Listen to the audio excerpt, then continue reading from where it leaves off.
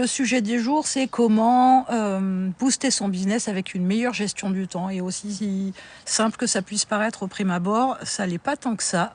C'est pas une histoire de planning, ça va beaucoup plus loin que ça. L'idée derrière ça, c'est que il y a l'approche agenda, hein, je le disais juste un petit peu avant. Il y a l'agenda à mettre en place, organiser ses journées, ses semaines, ses mois, son année. Et il y a surtout une organisation temps sur lequel on met un accent comme ça, un peu poussif.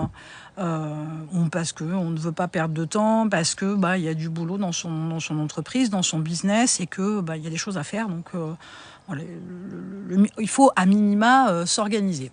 Le hic, c'est que lorsqu'on approche son agenda, pour beaucoup, ça va être une approche de « je dois faire les choses ». Je dois avoir des actions, je dois, je sais pas moi, jeter un œil sur les factures, je dois faire un point avec l'expert comptable, je dois voir mon associé, je dois appeler tel client, je dois refaire un devis ou en faire un d'ailleurs, peu importe.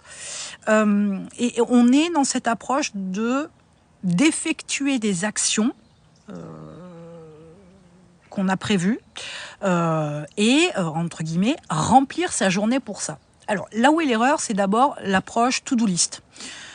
Alors, pour ceux qui me suivent sur YouTube, j'en ai parlé plusieurs fois. La to-do list, c'est par excellence le truc le plus toxique que vous ayez sous la main.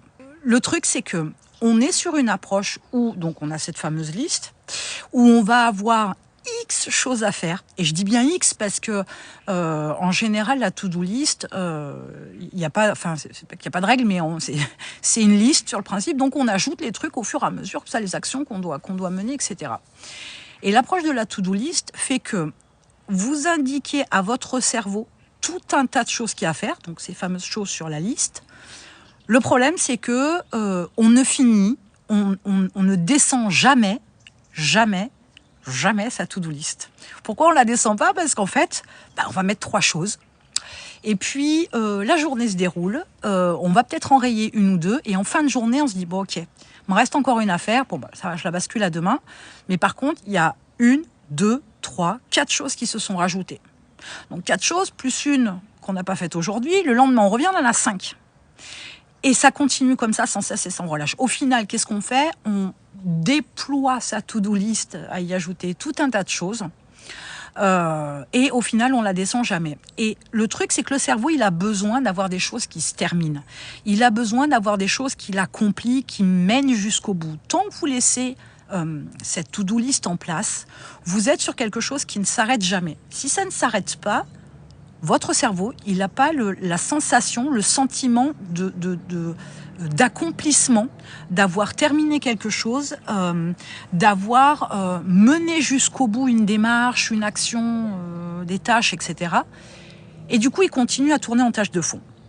Et il bloque sans arrêt, sans cesse et sans relâche c'est pas des choses dont on en est forcément conscient, hein, mais en tâche de fond tout le temps, voilà.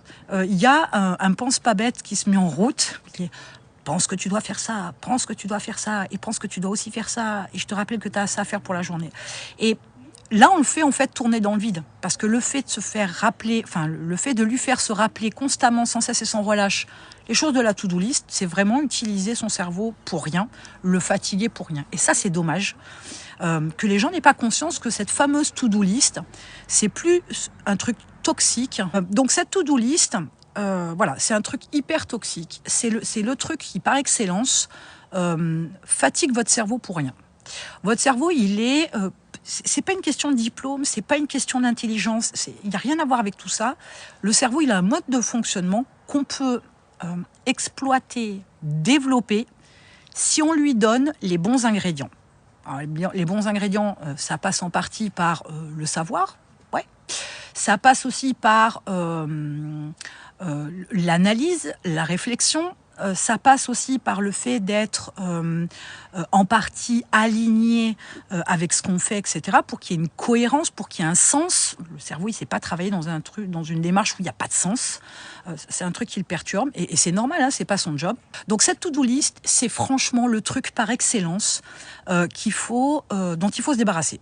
Voilà, très clairement.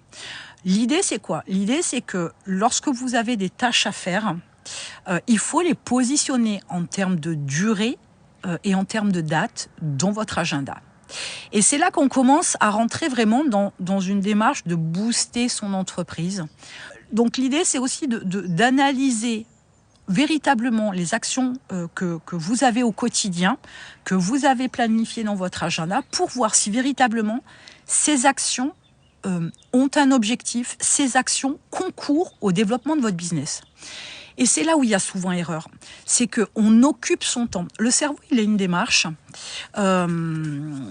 qui fait que si on s'alloue des journées de 7 heures, il va remplir les 7 heures. Si on s'alloue des journées de 15 heures, il va remplir les 15 heures.